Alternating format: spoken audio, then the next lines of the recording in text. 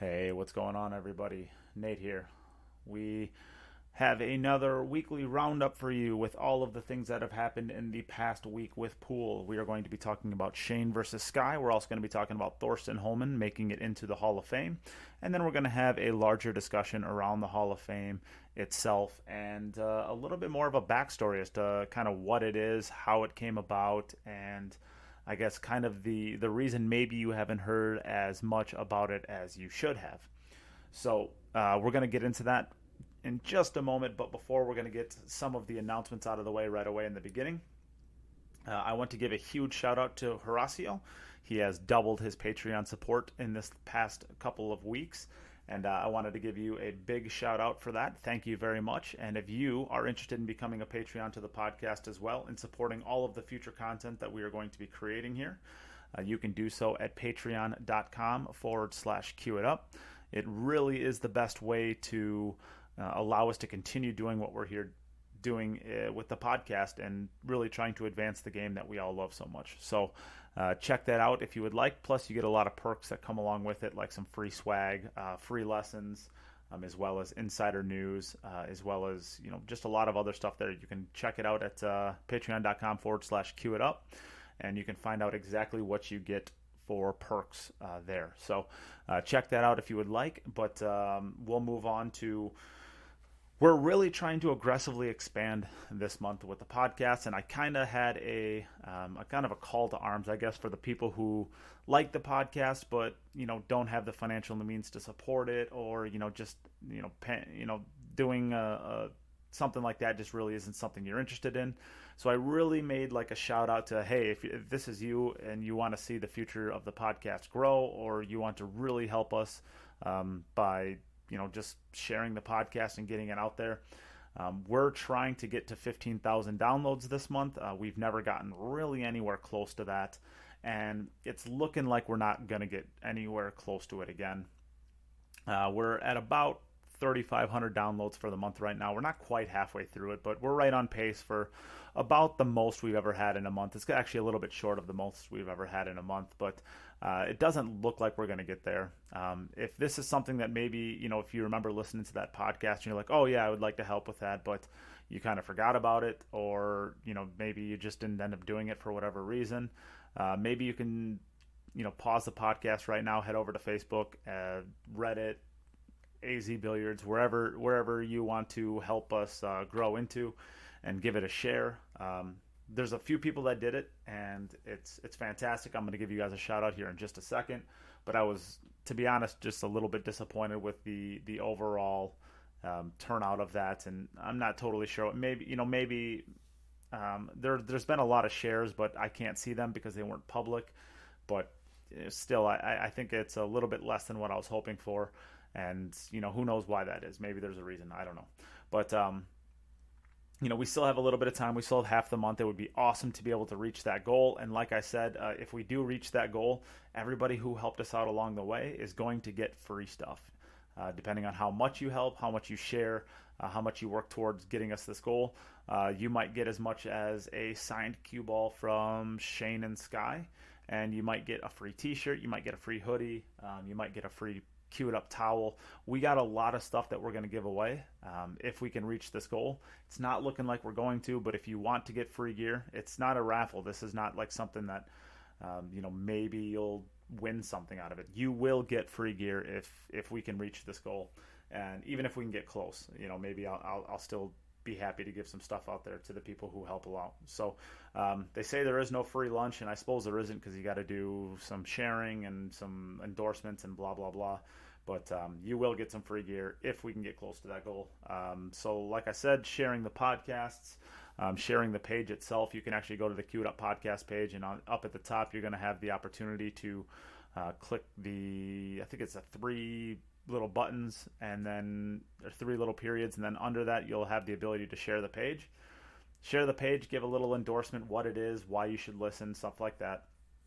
That's really going to be an awesome way to help us get out there and expand the podcast. And if you're willing to do it, please do. If you're not, then whatever. I mean, the podcast is still going to be here. It's going to be free. We're going to be very happy to have you guys listening. And, you don't have to worry about it. This is for the people who are looking to do a little bit more to help us out and help us grow. So please do that if you're willing. And if not, don't worry about it. And I guess with that, we're going to jump into the podcast. But first, I guess let me give the shout outs to the people who have already been doing this already. So I want to give a huge shout out to Ben Brady as well as Mike Gaines. As far as I've seen, you guys were the only people that have actually shared the page itself. Again, I was in Oklahoma for Shane and Sky, so I've probably missed a few others. I'm very sorry for that. Just reach out to me and say, like, hey, I shared it here. I will get you written down because, of course, you can't win prizes if I don't know that you actually shared stuff. So make sure that if you don't hear your name on the podcast right now, that you're reaching out to me and letting me know that you did do some stuff, and I will make sure to make it right. But as far as people that have shared posts, the podcasts themselves, thank you very much to Ryan Harmson, Derek Haugen, hopefully that's pronounced right, I'm not sure, Eve, Mark White, Sharon Reinhold, Marvin Taboda, and Tara and Chris Reinhold. Thank you guys very much. You guys are helping us grow, and hopefully this turns into something a little bit bigger and that we can all benefit from it. So thank you very much. And without further ado, I am going to get into this podcast and know that I did do a Facebook Live with Shane Van Boening. I was finally able to get Shane onto the podcast. So that is going to be dropping into your feeds in the next day or two as well. And so you're going to get this podcast as well as one with Shane Van Boening. So here we go. Here's the podcast. I'm a real deal. I'll shoot your liver out and hand it to you.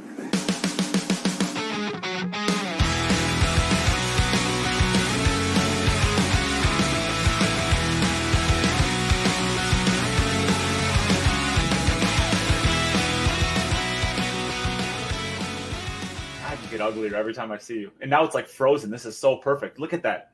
Oh, it's bad. Oh, it was frozen right on your ugly little mug for about 5 seconds. It was fantastic. Hey! Wow, there's no need for that kind of abuse. No, I didn't mean I thought I was here to give out abuse, not to receive it. Well, yeah, but I got to get started off so I at least get the first shot in, so all of your abuse is justified. I don't want you to seem like you're a bad guy or anything. I just want everybody to think that you're just retaliating to my disrespect. And then you look like a better person. It's fair enough. Thank you. I'm always looking out for you, Jim, whether you believe it or not. Again. So how are we all doing today? No, I didn't believe any of it. I'm just gonna ignore it. How's everyone today? How are you, Mike? I'm good. Yeah, doing well. In Chicago. Yeah. Is it raining down there, Mike? No. Just a normal. It's been raining here for 48 hours, and we're on code red. There's floods everywhere. It's as you probably know, the Netherlands is pretty close to sea level. Parts of it is under sea level, so things are pretty wet. Good weather for ducks around here. Fortunately, I'm a little bit up and a little bit higher, so I'm not getting any hassles in the house. Well, yeah, with all your money, you should be way up on the hill. Yeah. My palace is fine. My jacuzzi is full. Yeah, your moat is getting a little bit more full around your house, though, right? Yeah. Yeah, that's it. Yeah. Your crocodiles are, they're hanging out in your moat. They're really swimming, aren't they? Yeah. Good for the wildlife. Well, we're here to talk about some pool. So if you guys are tuning in, please give the stream a share. Help us get out there right away.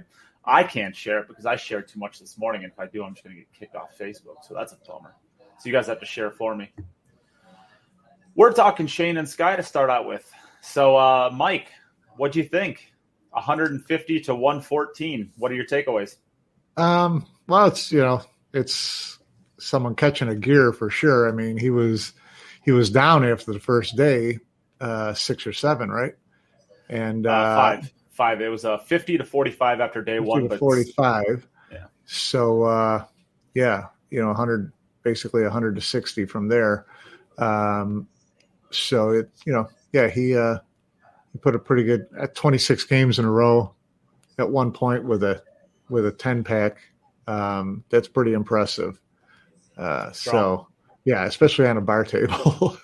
So I mean, Shane, it's a great comeback from the Dennis match, and he showed what he can do, particularly when they're playing 10 ball. And it'd be interesting to see, where they go from here. Yeah. What you got, Jim? It's just Shane doing what Shane does, and he took a couple of heavy hits against Dennis, But I mean, I'm sure Shane would also probably admit that Dennis is somebody that he can lose to, I think he probably feels that there's nobody in the States that he should be losing to, I think the Tyler's outside of Banks in one pocket, I would say.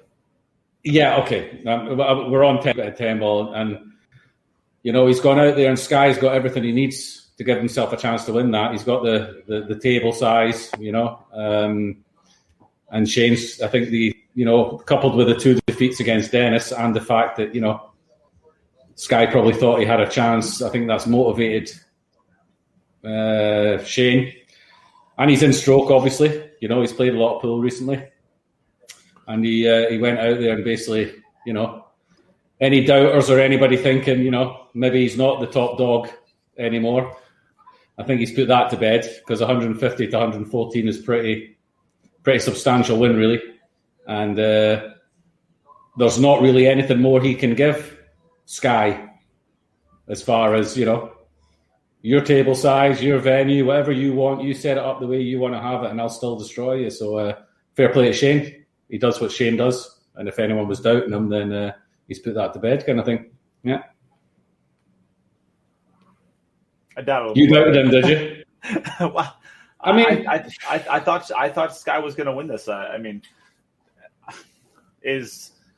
I honestly thought that the break was not going to be an issue. I thought that both players would be making 2 to 3 balls per break. It's a bar table, and you get those template racks on those bar tables. That side pocket's not very far away.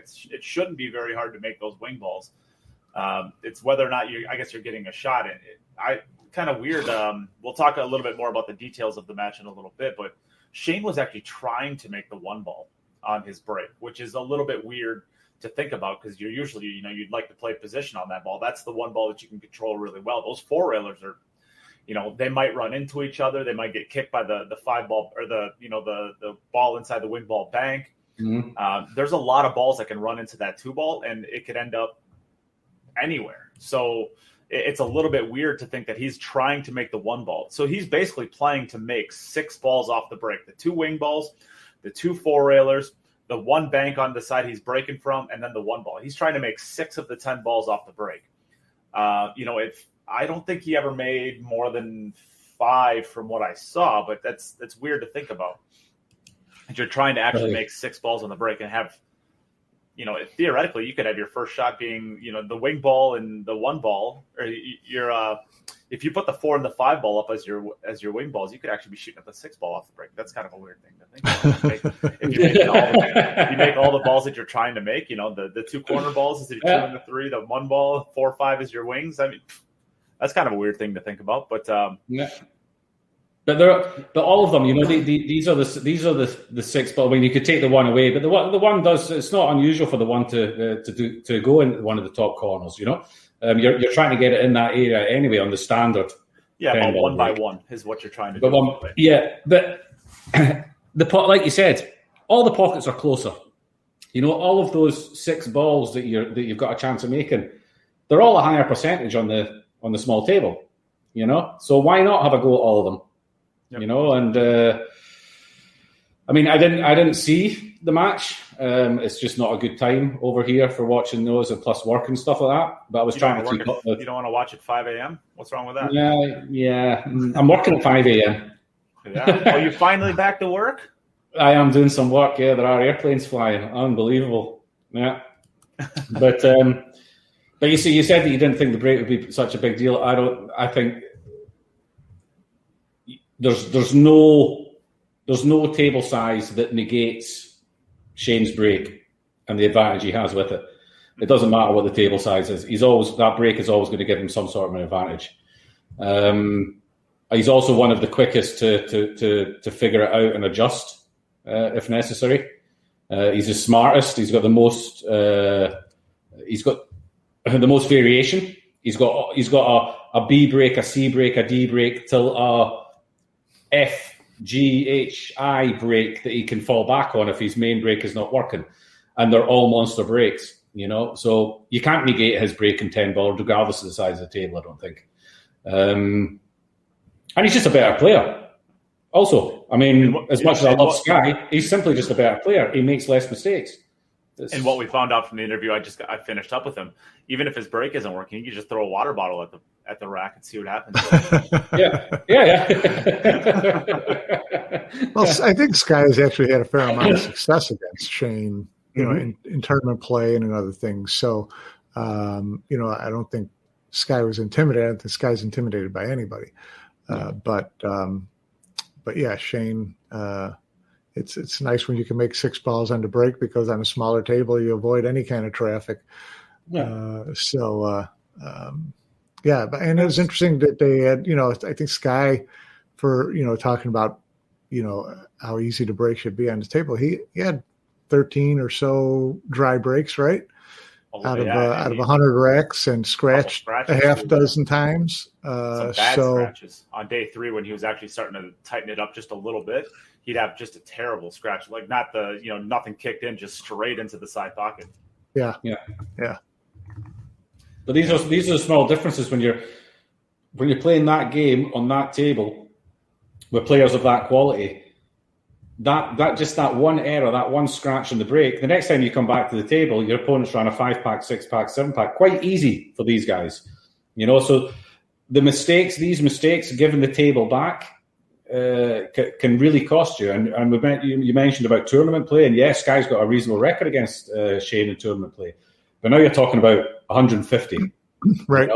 And to hang with Shane or the level Shane has for that period of time, that's tough, even for a player of Sky's quality. And he showed it on day 1. He won day 1, So he showed that over a certain period of time he can hang with Shane, But there's more players that can do that. But it's natural. Over the longer the race, the more it benefits the better player, And most of the time, it's very rarely that a race to 150, the better player doesn't win it, or 100. Yeah. And taking a step back at it, like there was a lot of people that had problems with. They're using like the Fargo predictive thing now, where they're kind of guessing as to whether they're putting up percentages up at the top as to whether or not. What the percentage are that each player is going to win based off the Fargo rate. And,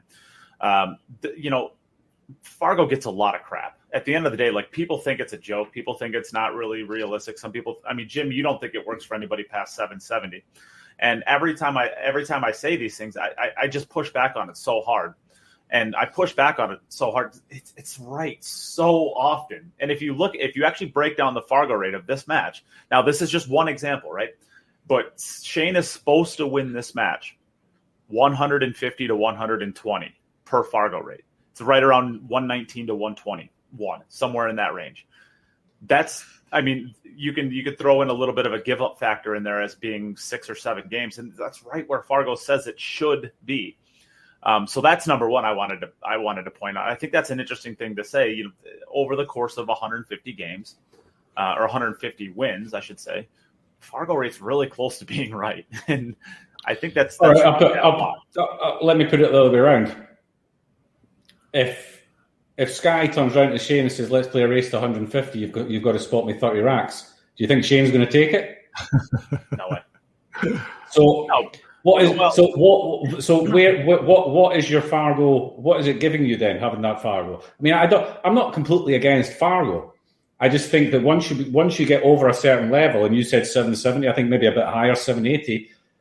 I think it's no longer a viable thing to use as far as calculating handicap, because none of these guys above the 780 are going to give anybody anything, because they're all capable in their day of shooting lights out pool. So they're never going to give away anything above that. So the Fargo then, as a tool to measure handicap or a spot that needs to be given, is not going to be used. None of these guys are going to use it. Yep, I agree. Yeah, I would agree 100% on that. As far as you wouldn't use it at a pro level. You really shouldn't be spotting, right? At that level of play, it's like in other professional sports, if one football team is a 14-point. Cleveland Browns aren't getting seven points on the wire, right? No, they're not Exactly. going to get. They're not expected to take. Say, okay, we start the game winning 7. No, it's a convenient thing to look at and argue about and maybe bet off of or whatever. But as far as the players themselves using it to determine a handicap on a match, no, I don't see that at all. Not like you said, as you get over a certain level, it just doesn't make any sense. No. Yeah, if people want to make side bets on matches based on what Fargo says the score should be, right, that's completely up to them. They go ahead and do that. That's fine. If you want to use that, then great. But yeah, that's my view of Fargo. I don't think it works on a pro level. I don't think it'll ever be used on a pro level. Like I says, you're a professional player. You go up against a guy. If you beat him, you beat him. If you don't, then go practice and get ready for the next time you play him. Yep, I agree. So I guess I was actually on site for this one, which is the first time I've ever been on site for a big rotation. I've been on site for a couple of one pocket matchups, but I think it's really interesting because you get to see a lot of the things that were happening. Like, I don't know. I mean, if anybody here was watching from the stream, and Tracy's hanging out, and so is Paco in the chat room. They were both there as well. I got to meet them both. They're fun. But tell me anybody else that's watched the stream if this came across or not.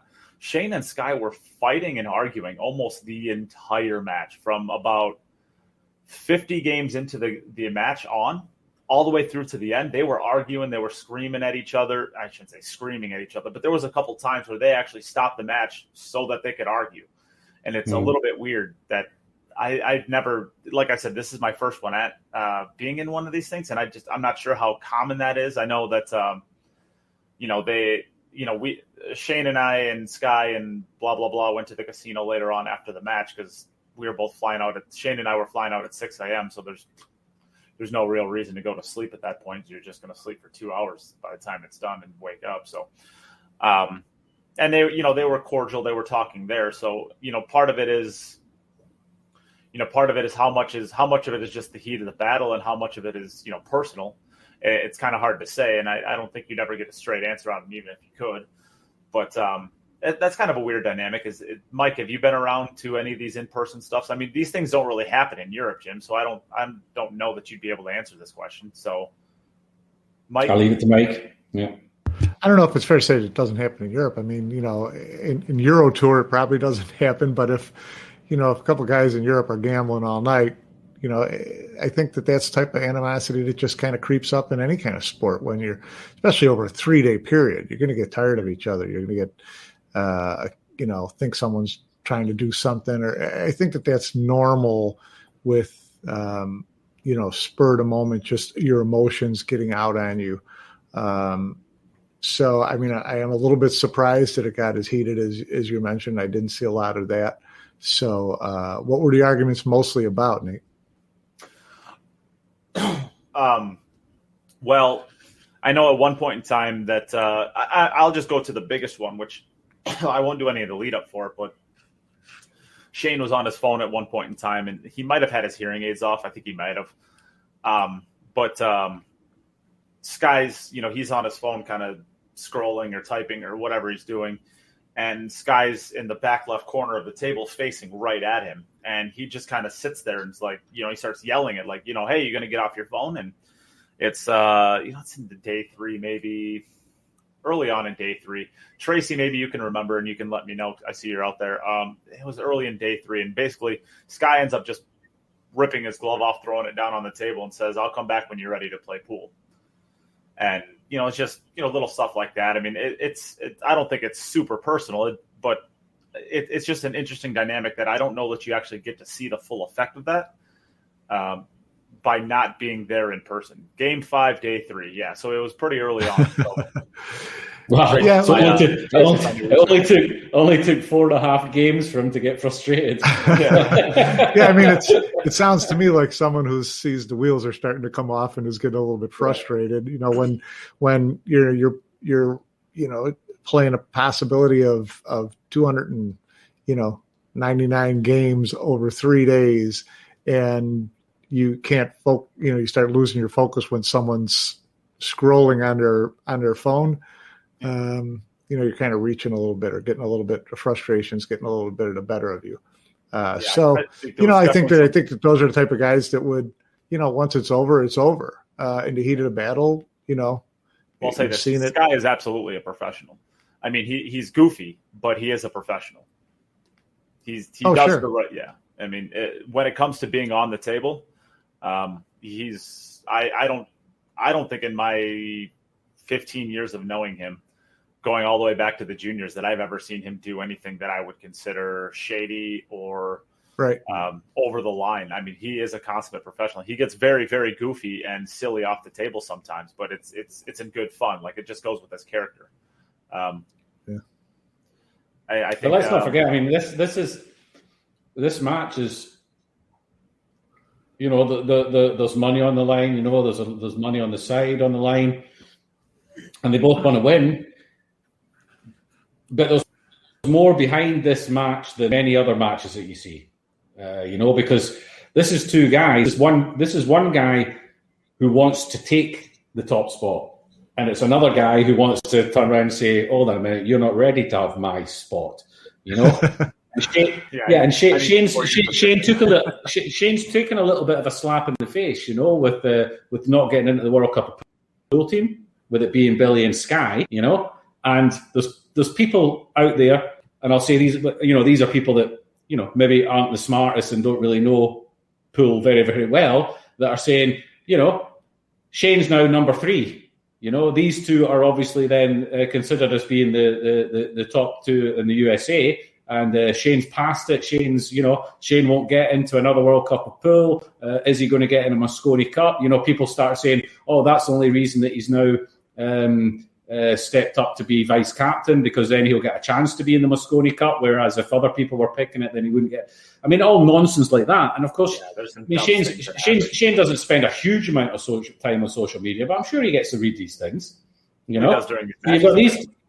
Yeah, so you've got on his Instagram. So you've got these two guys. One that's wanting to take that spot. Sky's driven, and he's thinking, I'm trying to step up. This is the big guy. This is his idol. It was as a kid. This is a guy he always looked up to. He's got the proudest photographs of him when he was a kid were standing with Shane Van Boening, and Shane's there defending his position, saying, I'm not ready to step away yet. I've lost a couple of matches to Dennis, but hold on a minute.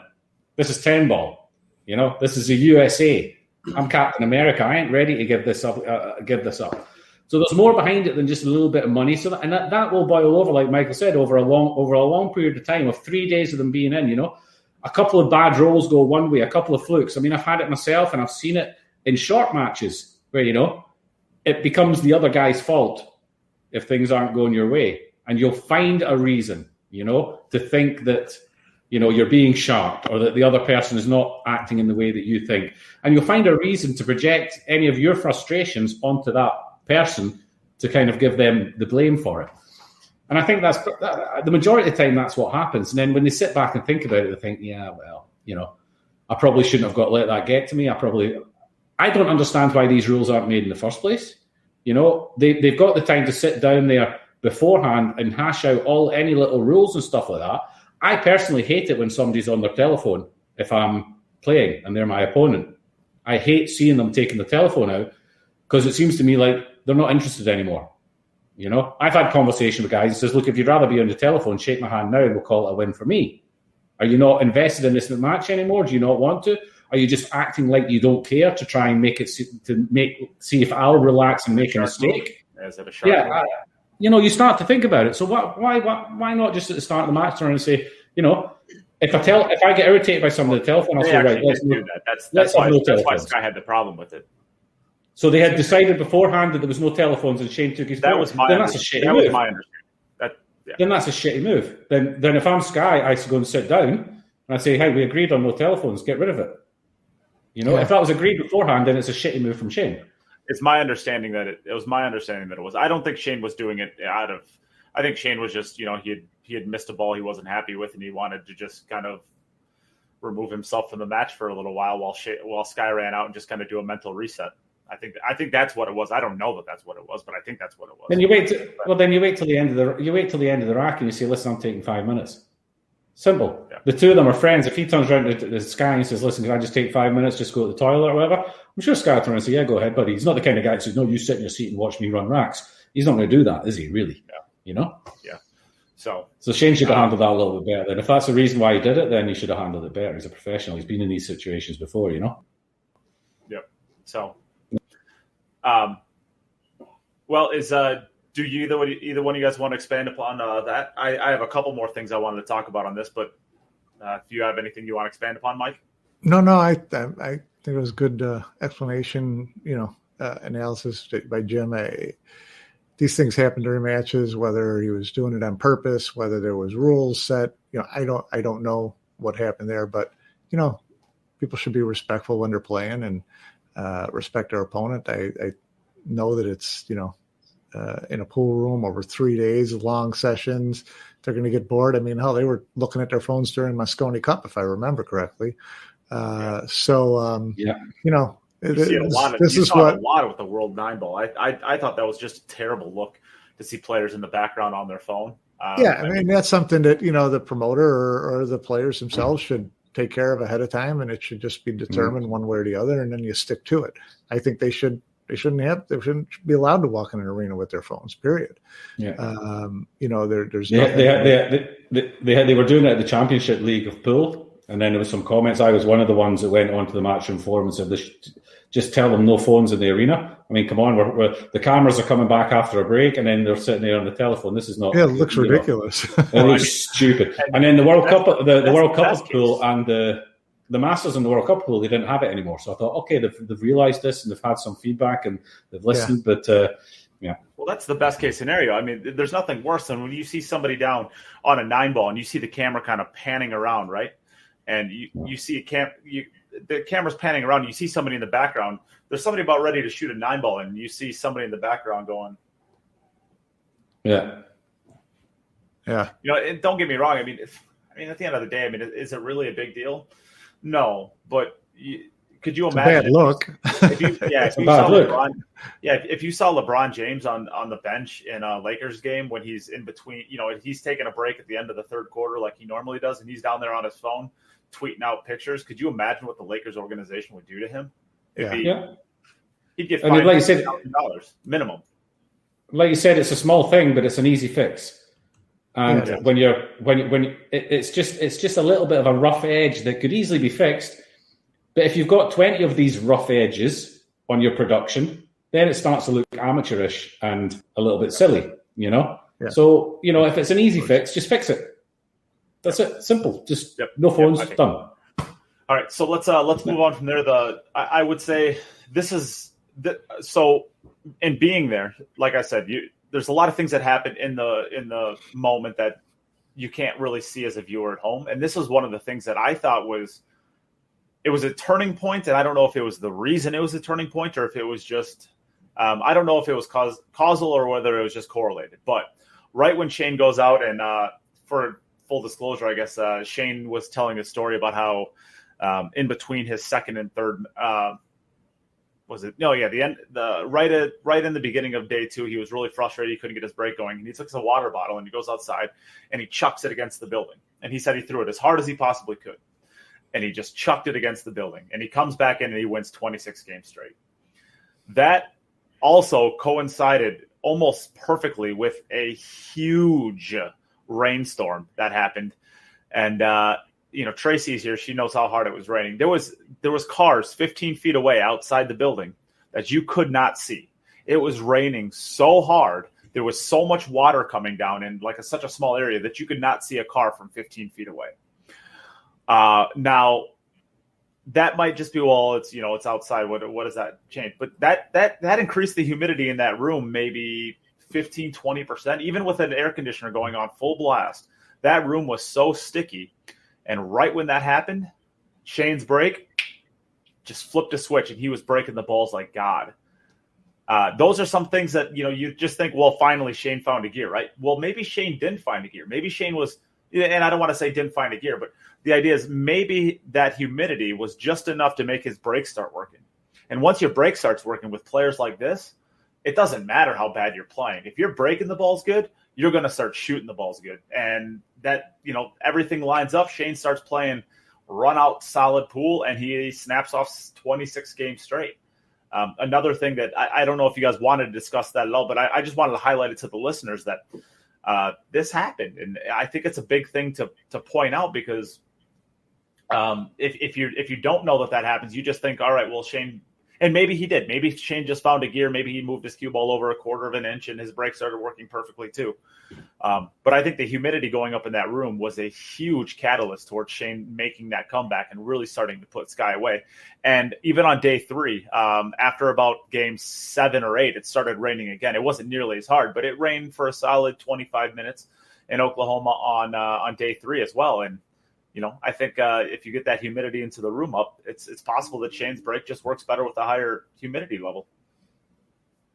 Mike, is there anything you wanted to discuss on that? No, I mean, it's speculation, and it could have affected it, of course. And I listened to the Shane interview, and he didn't really seem to bite on that in terms of whether he noticed a difference in the way the cloth or the rails were reacting. In fact, he said he didn't even know it was raining because he had his hearing aid turned off. So yeah, I mean, it's possible that it helped him find that, open up the table a little bit for him. It's certainly possible. Jim, anything? You struggle with this with your room a lot too. Like when you. I was going to say it's been raining constantly for 48 hours here, and I went into my room to play. I've actually got my dehumidifier on in my room at the moment. I should actually check that. It's probably full of water now. But it does. Of course, it changes the how your table plays. What it does is, and this is where it would possibly. I mean, like Mike said, it's speculation. Change the break a little bit. The players are going into the pockets and pulling the balls out, or whether it's a run through table, they're taking the balls out. As the humidity goes up, your hands get a little bit stickier and a little bit clammier. It's natural. So every time you're pulling the balls out and you're sticking them up into the rack, you're getting the balls a little bit greasier every time. Now, as humidity goes up, they get, before somebody turns around and says, "Look, we better give these balls a clean." Now, my understanding with a match like this, now correct me if I'm wrong, if Shane is on a run, he doesn't have to clean the balls. Can Sky at any time say, "I need the balls cleaned"? Because Sky's not at the table. They did not clean the balls. See, this is it. And this is where I've seen discussions before. Somebody said, "I want the balls cleaned." They said, "No, I'm not. I don't want the balls cleaned. They're working perfect for me. I'm making balls in the break every time." And you can see the balls are getting dirtier and dirtier. There's no gloss. There's no the shadow or the reflection of the table light on top. Instead of being a clean stripe, is just a blur. You can see the balls getting greasier and greasier. So that's where the humidity comes in. The humidity within the table and within the rails and the cloth will not really affect the break that much, with the balls traveling such a short distance toward the center pockets in any case. But the grease on the balls will dictate how they pack a little bit, and if it shortens the angle towards the middle pockets or it lengthens the angle towards the middle pockets, it can make the difference. Yeah, but again, it's speculation. I really don't know. You'd have to. If Shane's not willing to say anything, then you'll notice that if the other player is noticing that things are the table conditions are starting to change. I guarantee if he was playing against Tyler Steyer, he'd have had the balls cleaned every third rack. But that's it. He loves these balls as shiny, and he knows as well that if the humidity goes up and you're taking the balls out with your hands, your bare hands, and putting them in the rack, every time you're doing that, they're just getting dirtier and dirtier because your hands are more sweaty in the humid conditions. Yep. Sorry.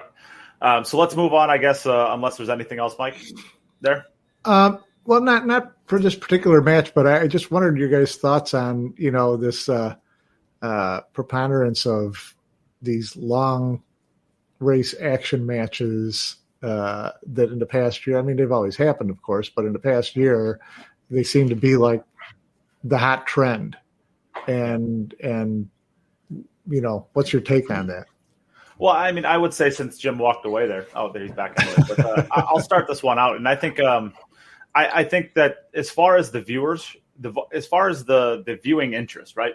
There's nothing that you can do outside of these long races that will garner more interest than a back and forth match that comes down to the wire. And that was Sky versus Dennis, right? One of them would run 20 out of 23, and then the next player would come back and win 14 out of 15, and then lose 5 straight games and then win 10 out of 11. There's just back and forth where you're just neck and neck.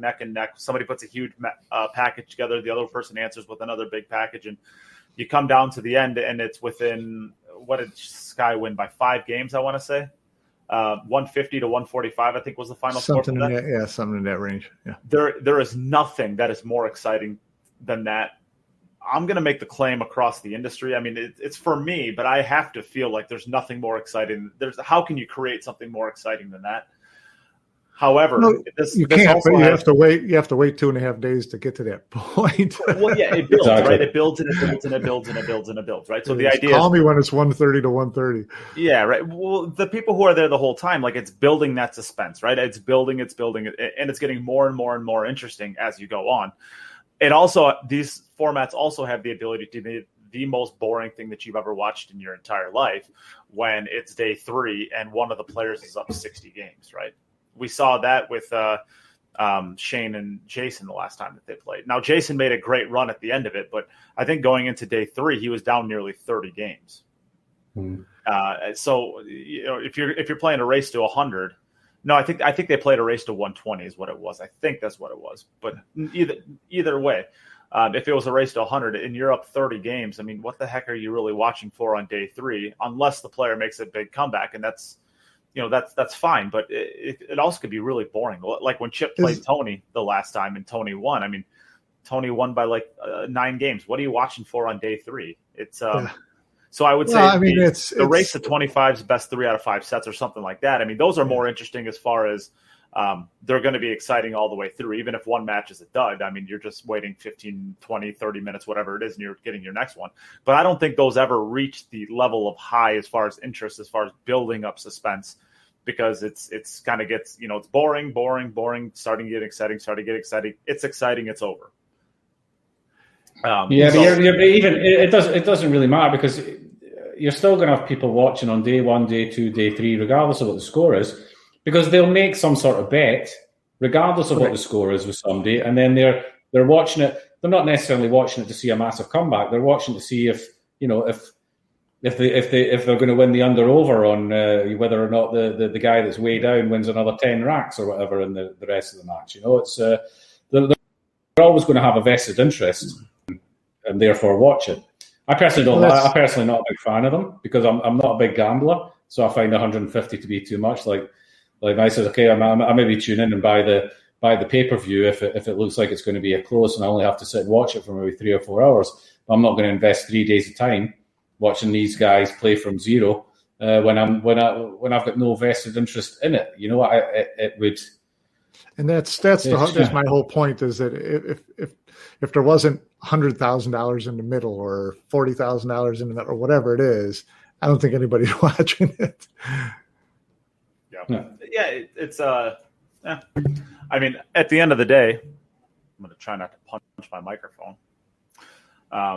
At the end of the day, I think that you're splitting hairs on these things, and I think it's interesting no matter what. Now, is it the most optimal way of doing it? Maybe not. I mean, maybe best 3 out of 5 races to 25 is the optimal way of doing it. But I think that you're still going to garner this, for the most part, the same amount of interest either way. Do you agree with that, Mike? Yeah, I imagine so. I mean, it's, again, to me, it's mostly a gambling vehicle for the players and for the sweaters. And so that's what makes it interesting. I mean, the races are so long, you could have, multiple bets along the way. Who's going to win today? Who's going to be the first to this? Whatever. You could bet on anything. But if you take that element out of it, I just don't think there's a lot of interest. There was somebody at the day of that. It was $1,000 bet on whether or not there would be, the over under was 6.5 racks. That would be the largest pack ran. That bet lasted exactly 7 games. Yeah, right. Sky jumped right out of the gate and put that away. Sky broke and ran the first 7 racks. I was going to say, seriously, over under 6.5. I think if you're given that kind of number out, you're only ever going to lose really with these two guys playing on a bar box 10 well, I think by the end of it, there was only 3 runs. I think there was only 3 runs over 6. I mean, that's still 3 runs over 6, but I would have personally thought there would have been more. I would have expected I'm talking over 6. I think I said last week that I expect there to be the high run. I thought was going to be 8, 9, or 10, and it was 10, and that there would be several 7 and 8s, and I think there was. I guess there's a total of 3 because I think Shane ran an 8 and a 10, and I think Sky ran a 7. I think that was the highest. Right. Yeah, and that's what Tracy just verified, that 7, 8, and 10. I would have expected a few more 7s, maybe 2 8s, but yeah. Interesting. Yeah. So it just it's just gotten to be the big thing these days. Is everybody's got these big head-to-head matches, long race head-to-head matches. Just I wonder where that all came from. I think you said it right. I think it's just a motive for gambling, right? But I mean, it just seems in the past year that it's really blown up. I think a lot of it is maybe pool starvation, right? It's been so long, especially with the backers, right? I mean, it's been so long since we've had gambles, right? And a lot of these people who are putting up, and there's a question out there by Juan Franco, how much was in the middle? From what I was told, it was $775,000 ish in the middle. I mean, that's a long, a lot of these backers, they crave this kind of gambling, right? They crave this kind of sweat. And when was the last time that they could do it with COVID? I mean, there really hasn't been a matchup for over a year. I think that's part of the reason why we're seeing so much of it now is just we've been so starved with these big matchups for the big dollar amounts, not the little $10,000 ones. And I don't want to say that $10,000 isn't a lot of money, but $10,000 to some of these matchups is absolutely pathetic. To where we've had one matchup that was, if it wasn't over $1 million, it was very close with Sky and Dennis. And now we have another one right here with $775,000-ish. $10,000 matchup is nothing. It's nothing compared to that, right? And we've seen 2 of those this year. So I think personally, I think part of it is just it's been so long, and I think a lot of these backers want to get back in there and sweat some action. Yeah, could be. I would personally, I don't mind them playing for 3 days, but I personally like to see it being more, numerous sets, shorter races. I think that's a better way. And the backers can still gamble; they can gamble in individual sets. There's much more. I think there's much more exciting than there. If somebody does run away with it, they're only losing 1 set or winning 1 set. Gives a chance for the other guy to get back into it. You can win 1 set 25-0 and lose the next one 25-4, and you're still at 1 set all. So you're never really out of it, and it's never really a blowout. There's still always the opportunity to get back into it. So I mean, I like the idea. I think there's more pressure. I like the idea of shorter sets, but numerous sets. I think would be a better idea. I always thought this was an interesting story. Johnny Archer came onto the podcast and he was telling a story about how he played Francisco Bustamante 3 races to 13. And the first set he loses 13-12. Johnny does. The second set he won the flip and broke and ran 13. The third set he lost the set 13-12 again. So in total, he ended up winning 37 games to Francisco Bustamante's 26. And lost $15,000. So and that's the argument against the sets is that the player who wins more games and loses the sets, that's going to be the bitch. So but that's the same in any sport. I mean, you look at tennis. Tennis has got in my opinion, tennis has got one of the best scoring systems of any sport. And you can win 1 set 6-0, you lose the next set 7-6. You're still at 1-1, right? But you've won a lot more games, but you're only at 1-1. So I guess the last thing that we can discuss for this before we move on to the Hall of Fame voting, I would say is who's the barbox king? And I asked this to Shane, and Shane said he's not really interested in having the title, so he doesn't really care about it. But what do you guys think? Does this change anything? Do you think we have to say that Shane is the best, or do you think Sky has still enough track record that you can't take it away from over one match? Is it important? Yeah, I know. I was going to say, who cares? Is it important to anyone? Seriously, so who cares? I mean, probably. I mean, it's probably not important, but the idea is that is there a 4.5 inch? Is there a 4.5 inch pocket champion, a 4-inch pocket champion, and we start breaking this stuff down so much to that it between the games and the rules in the games and it's the whole picture is constantly muddled in pool. And I've always thought that's one of the things that's kind of held it back was no one knows what pool is. Because there's just so many variations of everything and so many, this is on a 9-foot, this is on a 7-foot, this is, template rack, this is whatever, 3-ball, roll. It gets goofy. And so my point is that, I don't think there's any real point to having that title. Yeah. No. There's a reason why it doesn't. There's a reason why the title doesn't really exist. True. Yeah. I mean, people call themselves the king of certain things all the time, and but really, it doesn't really matter. You're as good as your last match, and you got to go out and do it again the next time you do it. So it doesn't have any value to Sky to have it. It doesn't have any value to Shane if we start calling him. I didn't want to have that conversation anyways. Jeez. The barbox title, even with the barbox title, you got to pay $3.60 for your coffee at Starbucks. So there's no real value to it. No. All right. Well, let's move on. Well, you know what? I'm just going to get the heck out of the way, Mike. Why don't you take over from here and talk about the BCA Hall of Fame? Oh, this is your show, dude. No, I mean, the BCA Hall of Fame. This is your baby. No, it's not, and it just I just happen to facilitate the voting and getting the people together and helping to organize the banquet, things like that. But no, the Hall of Fame is it's my baby in the way that it's very important to me, and that doesn't make it my baby alone. It's very important to a lot of people. I think a sport, for the sake of history and longevity, something like a Hall of Fame lends a lot to the sport. It's a way of recording history and of congratulating, and honoring the people who've played it for years and years at a top level. So I'm very passionate about the Hall of Fame and period. I think it's really important for us to honor these guys. And so,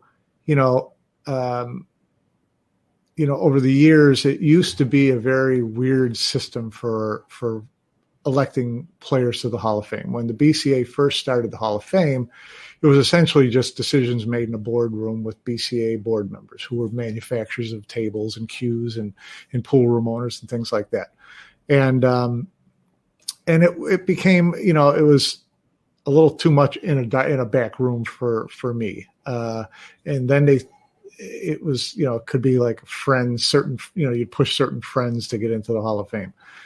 And then it transitioned into being voted on by members of the BCA, which was even more farcical because that became essentially all the exhibitors at the trade shows were members of the BCA.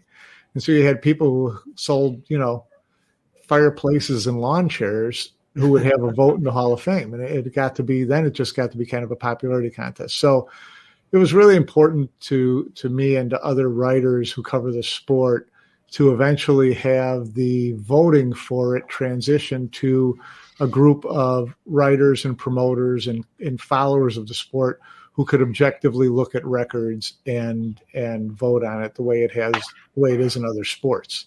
So that to me was one of the biggest changes to the Hall of Fame over the last 20 years was shifting the responsibility of election to people who we thought, were really qualified to make those choices. And so now what it's voted on is there's a group of, between 25 and 30, what we call media members who cover the sport. And there is a half dozen or so special invitees who are promoters or historians of the game. And then there's living Hall of Famers, and that collection of people vote on the Hall of Fame. So I think over time, the system has become really more equitable and more objective. And I think that was a big thing. And I think it shows by some of the people who've been elected that other people may not know as well, or, may have been deceased, or whatever the case is. And so they're not forgotten. And so, like I said, the Hall of Fame to me is just a really, really important thing for a sport. It's particularly a sport that's got the history that pool has. And it's important that you get the election in that Hall of Fame done properly. And I think that that's what's happened over the years. And this year, Thorsten Hohmann, congratulations to him. I think he's kind of a perfect example. Not the most flamboyant out there, known pool player, and kind of tends to fly under the radar regardless, of his great resume. But, as I wrote someplace, you can't hide a good resume. And so the voters saw that this guy had the best qualifications to be elected this year. And I think it was a great choice. Yeah. If you don't mind, Jim, I'm going to just ask a few questions because, to be honest with you, even though I was a pretty big promoter of the game, I think the Hall of Fame really slides under the table still as, we know it exists, and we know very, very loosely as an organization or as a pool world kind of what's happening. And maybe we'll find out that Thorsten gets in. Maybe we'll find out that Darren gets in. Darren, Mika, and Jeanette Lee, I believe, were the last, and Kelly Fisher, I believe, were the last 5 to get in. Gerda Hofstetter. Okay. Alex Pagulayan has gotten it. Yeah.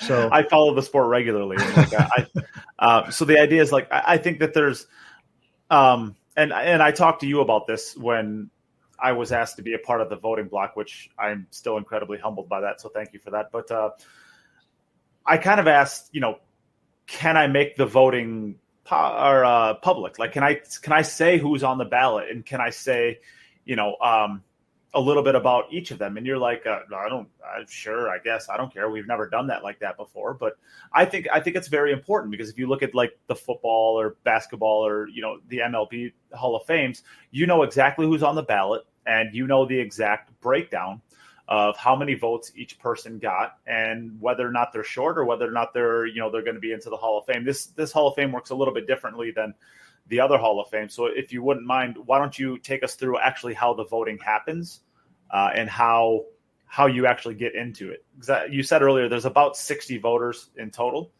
So how does somebody actually get in? So, what has happened in the past decade or so is that to qualify for the Hall of Fame as a player, you have to be above 40 years old. You have to have played for 10 years. You have to have won a major title in the U.S. or abroad as recognized by the BCA, since it's the BCA Hall of Fame.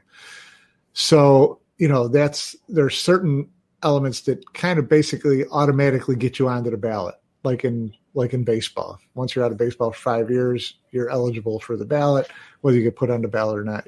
So if someone is 41 and has won the U.S. Open and hasn't won another tournament in his life, he would still qualify for the to be on the ballot, right? But then only the top vote getter gets in. So there's an opportunity for 2 people to get in the same year if they both get named on 80+% of the ballots. So because as you know, Nate, with the voting, just as in baseball, you vote not just for one person. You vote for anyone on that ballot that you think deserves to be in the Hall of Fame based on their record today.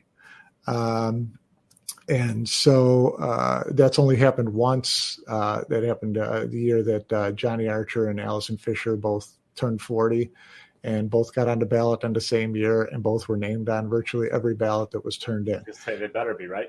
Right. So to me, it's another way of showing that the system works. So that's how people get voted in. I mean, we send out the ballot with everybody's resume, and making the ballot public ahead of time I've never had any problem with that. We've not made a big promotion of it in the past because, the voters get the ballot, so they get to vote on it. I suppose it would be good to let people know ahead of time who's on the ballot. And, because even in sports like baseball, football, whatever, people will then politic and lobby and advocate for certain players to get more attention. And there's nothing wrong with that. I mean, I think that voters should, call each other if they feel strongly and say, why is this guy getting ignored? I don't understand it, things like that. So that's kind of the way the system works. We send out the ballot and it comes in and voter A voted for 5 players, voter B voted for 1 player, and you just tally up all the votes, and the leading vote getter is the person who's named into the Hall of Fame. This year that was Thorsten. He finished a couple of votes ahead of Dennis Ercolo. And because we only do one a year, essentially in the greatest player category, it's a tough Hall of Fame to get into. You can be a great player like Dennis Ercolo, and it could take you 4 or 5 tries to get into the Hall of Fame. And I don't think there's anything wrong with that. I think it's actually something that's good. It makes our whole Hall of Fame really exclusive. There should be a really high bar to get into it. And that's, that to me adds more validity and more credibility to the Hall of Fame. So then, just out of curiosity, can the public know how many, like you kind of said that Thorsten got 2 more votes than Dennis Ercolo, but can the people actually know how many votes they got in total, or is that?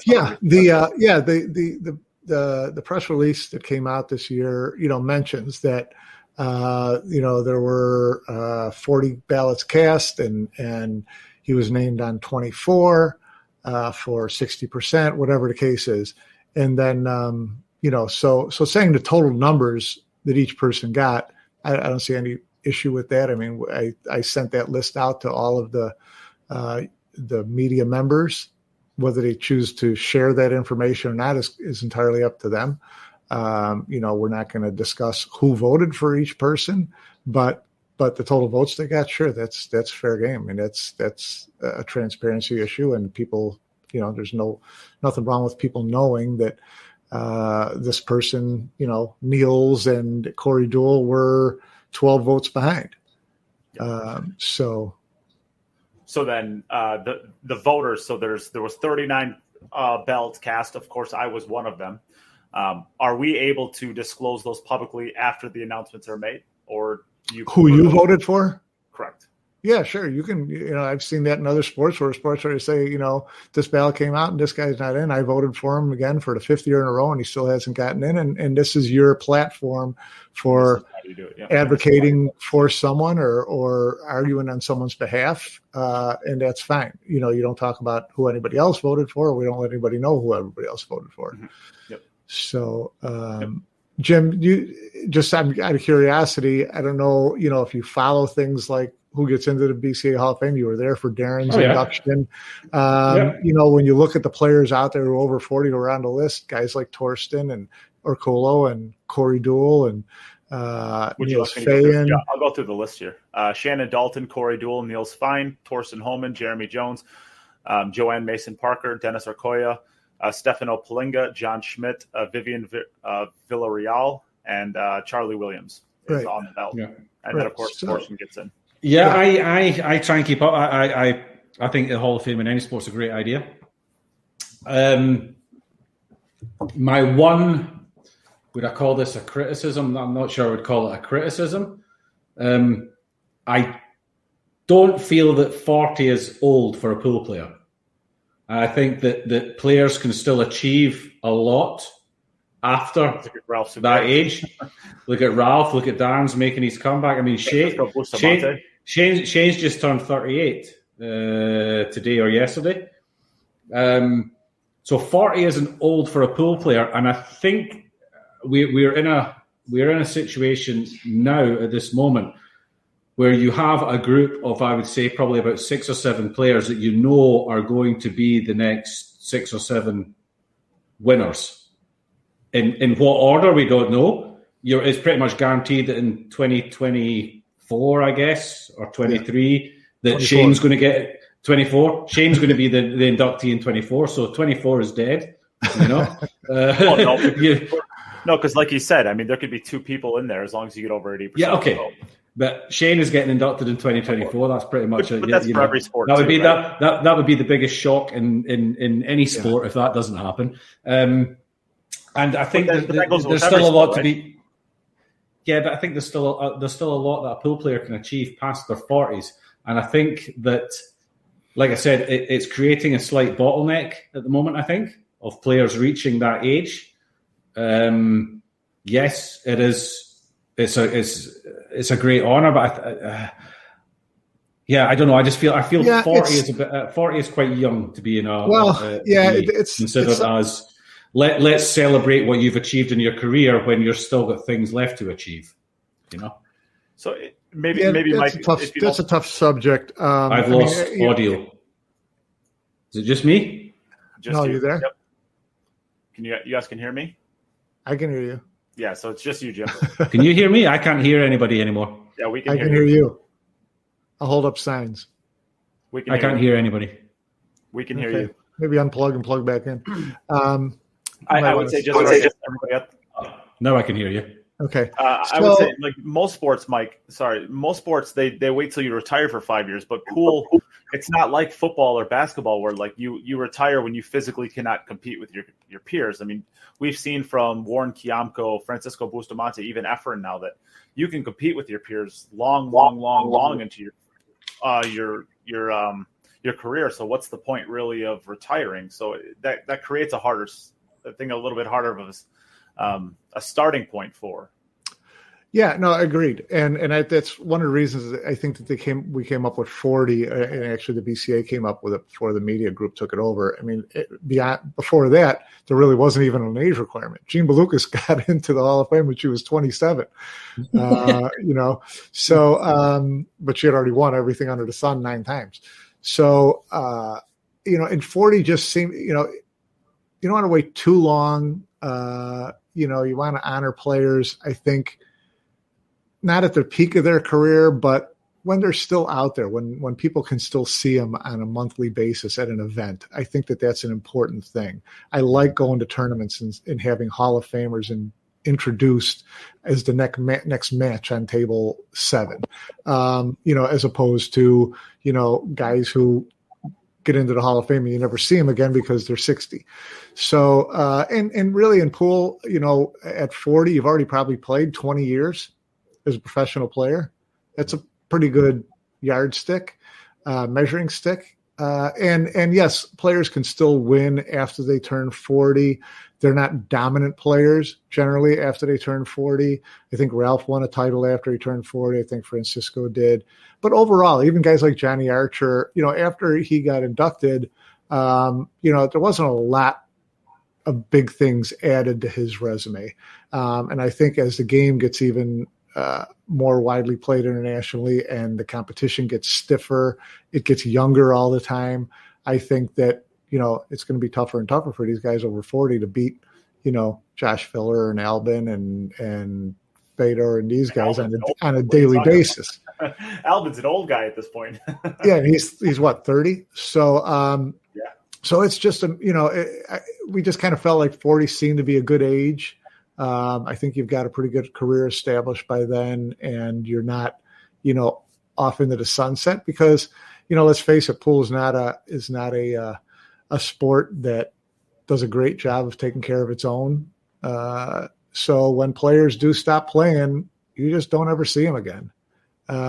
Sponsors aren't flying them in for meet and greets at tournaments. When Buddy Hall stopped playing, you just haven't seen Buddy Hall in the last, 8 years, whatever it is. So I do like the idea that you still see these guys around. No, that is good. That's actually a very good point. It is nice to. I mean, I've even played in tournaments now where the alongside Hall of Famers and against Hall of Famers. So it's great that you can actually, you get the opportunity to play against a Hall of Famer. So now what you're saying there is now that they're still active enough to be seen and to enjoy the accolades, I guess, which is quite nice. Yeah. And now you get to brag, Jim, that you're 1-0 against a Hall of Famer. I am 1-0 against I am 1-0 against the entire Hall of Fame. I have never lost against a Hall of Famer. That's it. Technically, I haven't. There you go. I think they're electing the wrong people. Well, let's talk about that now, Jim. You can give the first. You can give the first opinion. Thorsten Hohmann gets in. What do you think? Does it deserve? I just mentioned there's a group of them that I think will get in within the next years, just depending on which order, and Thorsten was one of them. So there's that. I think Niels is a lock as well for a spot at some stage. Dennis will be a lock for a spot at some stage. Then you've got obviously Shane coming up towards his 40s. So there is a group of them that are going to get in one by one, just which order. Thorsten was one of them that I thought that would get in at some stage. He's achieved everything there is that he can in the game. He probably should have achieved a little bit more as far as the big televised events, but for different reasons, he never really got that opportunity. I mean, he could easily have had a Masters, a World Masters on his resume as well, a World Cup of pool. I think he had. I think he got a World Cup. He did. Pool. Yeah, he did get a World Cup pool with Ralph. One with Sky. Alongside Ralph. Only the last time he actually played in a matchroom event. Ralph. So yeah, he could have won more on the you say the global televised side of it. But other than that, he's won everything else. World 9 ball, everything you can win as a 14-1 player. He's done it all. Great player. He did get an invite this year to the World 9 ball too. He was there because I think he knocked out Mika. No, Ralph knocked out Mika. Maybe he wasn't invited. No, he was. Thorsten was there. Yeah. I thought he was there. I thought he was there. Yep. Yeah, I think he did take Ralph out either into qualifying or into singles, and then he lost to Albin in what was, I think, 8-8 at one point. Yeah. So, yeah. But great player, one of the top guys over the last 20 years. You can't argue with the selection. He just has to be in there, and he does the right things. He's a proper professional. He's he does. He's not. He's he's Marmite. You know, we call him people like Thorsten. We call him Marmite. You know, some people love him, some people hate him. Whatever. He's just Thorsten is Thorsten. You know, he's just a little bit of an odd duck at. He's not like everybody. You know, he's a consummate professional, and I think he's one of the guys that you can put that green jacket on him, and you can say to up and coming players coming through, you know, we're inducting this guy in the Hall of Fame, and this is a guy you could learn a lot from, the way he handles himself and the way he's gone about the game, keeping himself incredibly fit as he's getting older. You know, you talk about the ages and stuff like that. When you get into 40, you know, you're bicep curls and eggs you've made up. Sorry? You saw how many of those bicep curls and sit-ups? Yeah, and he's a fit guy. He's eating well, you know, and he's eating well. He's looking after himself. I think he'll be around for a long time, hopefully. And well deserved, 100% deserved. Yeah, I agree. So, Mike, do you care if I go next? No, next up at. All right.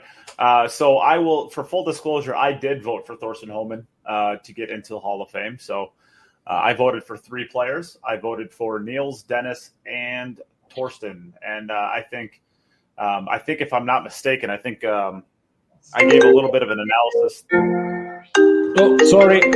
Rookie move, Jim. Rookie move.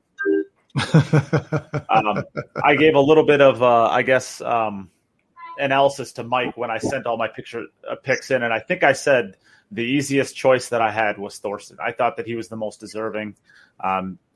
He's won how many world titles in 14.1? Is it like 4, 5, 6, something like that? He's got 2 9 balls.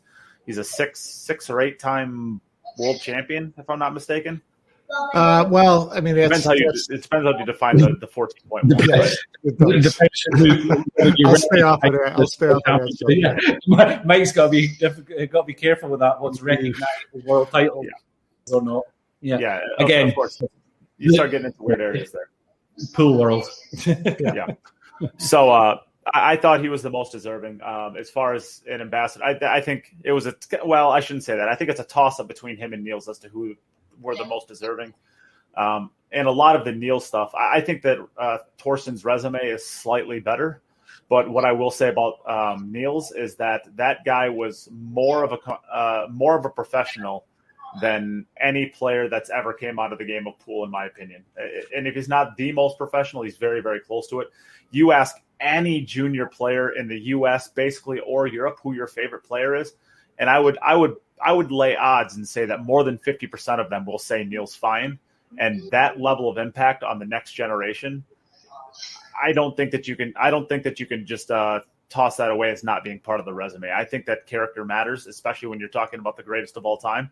And Niels has it more than probably any player I've ever seen in history, personally, anyways. So that's why I think it's a toss-up between those two. Go ahead, Mike. Yeah, no, Niels, class act all the way, proper guy, proper professional, always takes the game seriously. Another guy who keeps himself really fit. Another guy who never looks like a bum. He certainly has the resume. And you talk about character, and certainly that comes into play. And it's,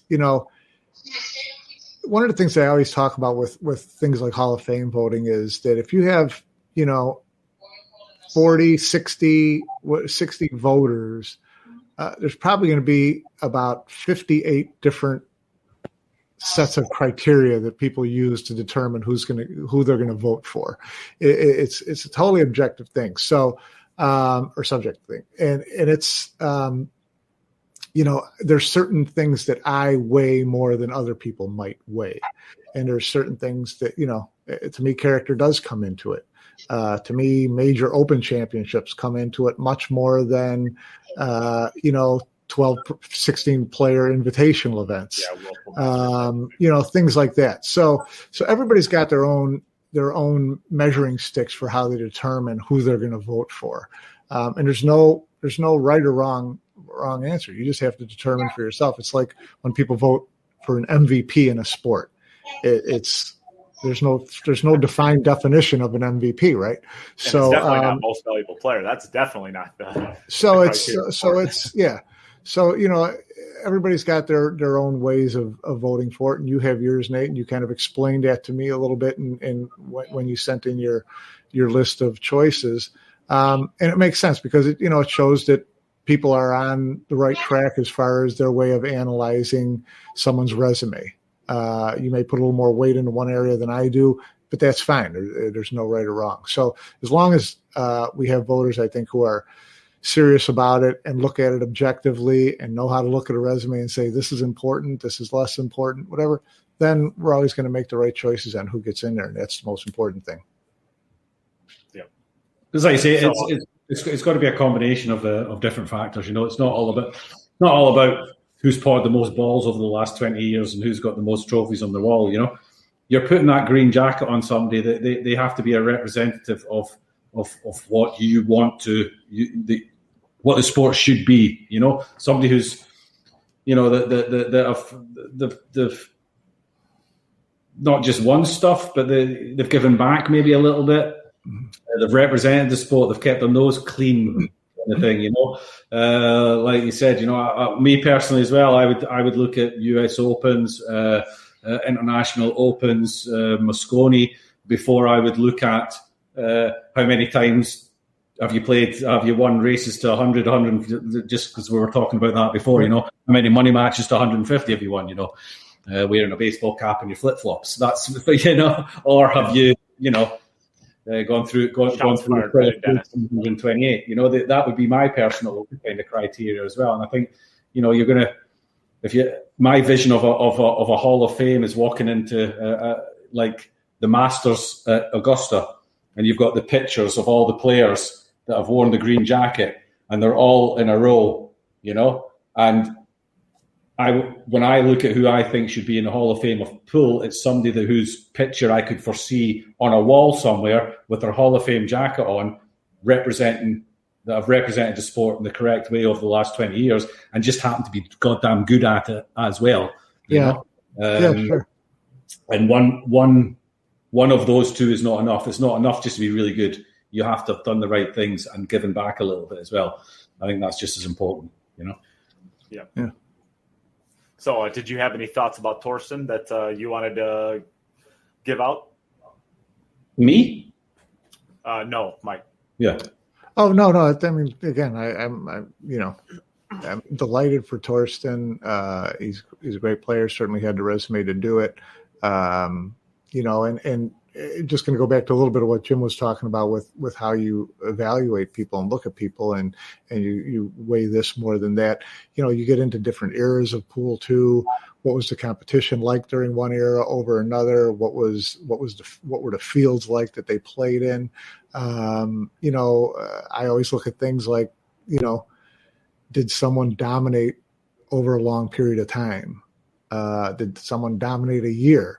Did someone play over a long period of time and just, slowly build up this Hall of Fame resume? Or did someone win, 10 titles in 3 years and then never won another title? So there's different ways of looking at it. Darren was certainly a guy who you looked at and as far as American pool goes, it was a 10-year career. But he just knocked it out of the park for those 10 years. So, and then you look at other players whose career was 25 years and had maybe the same number of titles, maybe not even. So they were always at the top. So, there's no set parameters for someone getting in the Hall of Fame. We just look at players like this, and everybody's got everybody who has a vote has to look at it and say, okay, I think that, this person has it. And there's some people who just don't like someone, so they're not going to vote for them ever. Or they've got their favorite players or their buddies, but the system overall is going to work over time, because someone who, I've heard people say, well, why is so-and-so on the ballot? It's a really weak resume. Well, maybe, but they've earned their spot on the ballot. And if it's a weak resume, they're never going to get voted in. So don't worry about it. Yeah. Ashley De La Cruz, Sky still the king. Yeah, I saw that. Ashley. Ashley. That's awesome. And he will, hopefully he'll have his day getting a green jacket too, but he's got a lot of years ahead of him. I thought we established a couple of years ago that Joshua was the king. That's right. Yeah, he had a Burger King hat to prove it, right? Only McDonald's for him. Yeah. So I guess we can leave the conversation there. I think, unless there's anything that you wanted to wrap up with. Go ahead. I am going to stick something in there because it's, you talked earlier about, is there anything we want to promote? The Hall of Fame banquet is going to be October 29th in Norfolk in conjunction with the International Open Pool Tournament. So any fan who's thinking of going to that International Open to watch some of the action, it's a great tournament. Keep your eye out for the Hall of Fame tickets and come and join it. It's a great night. There's usually, 10 or so living Hall of Famers who all attend the banquet as well as the current inductee. It's always a fun evening, a lot of great banter, a lot of photo opportunities, a lot of autograph opportunities, things like that. So, if you're out there and you're thinking of coming to a tournament, consider the tournament in Norfolk at the end of October and come by the Hall of Fame banquet and pay tribute to these guys who've put so much into the sport over their career. And more importantly than that, buy us a drink. Right, Mike? Yes, absolutely. Yeah, I'm always up for that. How's this? You buy us 2 drinks and we'll introduce you to the Hall of Famer. Buy us 3 drinks, I'll make you the Hall of Famer. Is that what you did with Darren? It's exactly. All right, so Darren's never bought anybody 3 drinks, so that can't have been right. Yeah, no. Oh, that's funny. So, Mike, when are we going to see you on the Hall of Fame ballot? Not while I'm alive. It's the old Groucho Marx line. I'd never, support a club that would allow me in as a member. There's only one, I think, Barry Hearn, who's a non-player, who's on it. No, there's actually a meritorious service category, and that usually gets voted on every other year. Okay. There's not one every year, and that's what Barry Hearn got in meritorious service. Greg Sullivan from Diamond Billiard Products got in as that. So there's a number of people in the meritorious service wing of the Hall of Fame.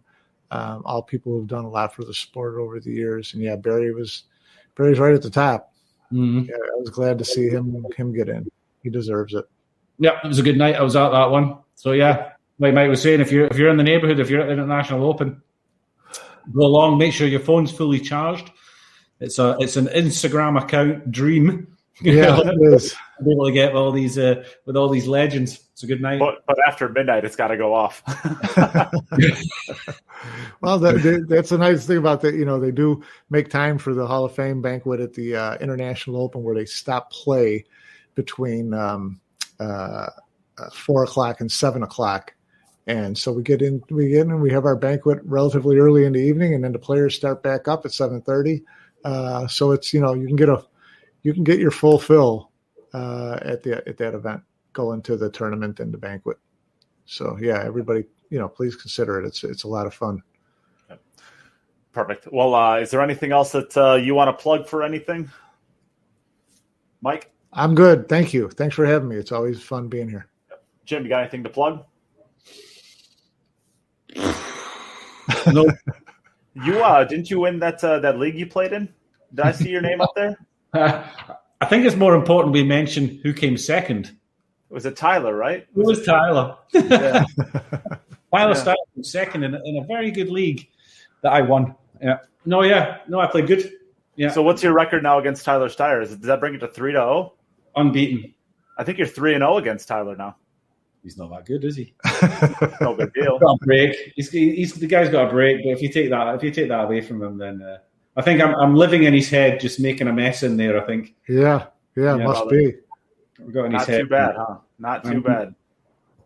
Yeah, but I'll be putting some stuff on once the next session gets arranged and the dates come out. Then I'm going to share some stuff on Facebook. I think I'm probably going to work a little bit with the organisation and try and spread it a little bit throughout Europe.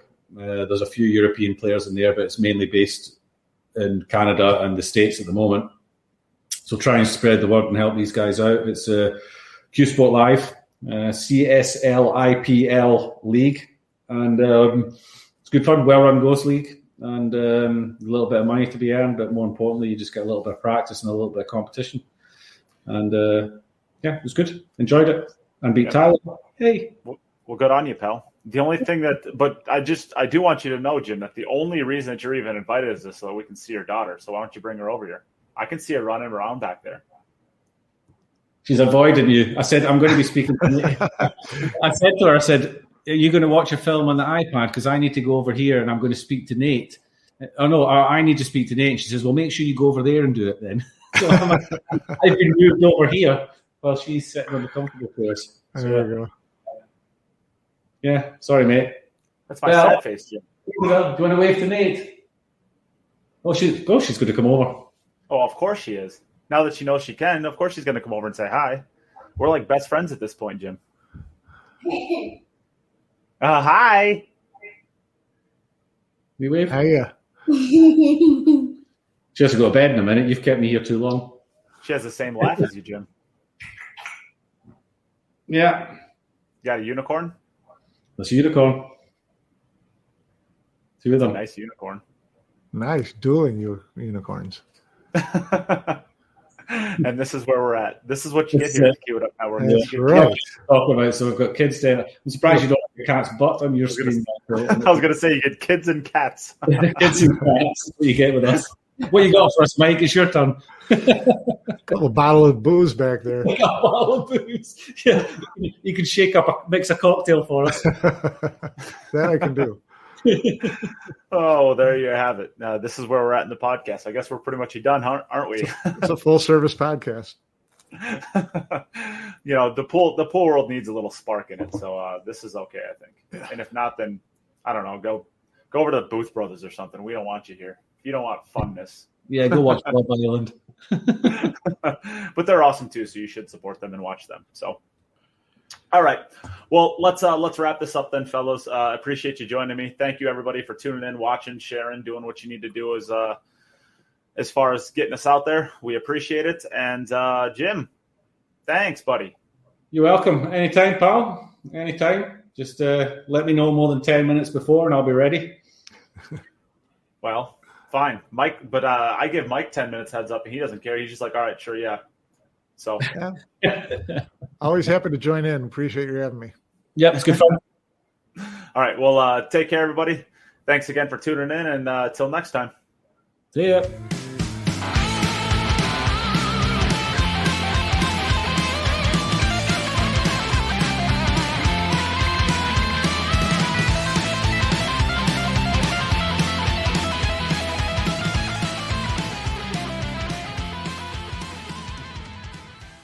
Hey everyone, thanks again for listening. If you've liked what you've heard and you want to contribute to the future content that will be made, consider joining the podcast's Patreon at www.patreon.com/QItUp. Becoming a Patreon of the podcast will help to create all of the future content that the podcast will have. Special shout out to Dave Peters, Aaron Taylor, Pete Silsby, Morgan Lupton, Ben Young, Robert Miller, Andy Morse, and Bill Pelham for your generous contributions to the podcast's Patreon. If you ever need any more information on what the Patreon system is, or how you can contribute outside of the Patreon, please reach out to the podcast or Nate himself. If you would like to contribute to the podcast for free, consider sharing any podcasts or the podcast page on Facebook itself. Also, leaving a review and a rating if you listen through iTunes. It helps others find the podcast. Thank you for listening, and we'll be back soon with another episode of the Q It Up podcast.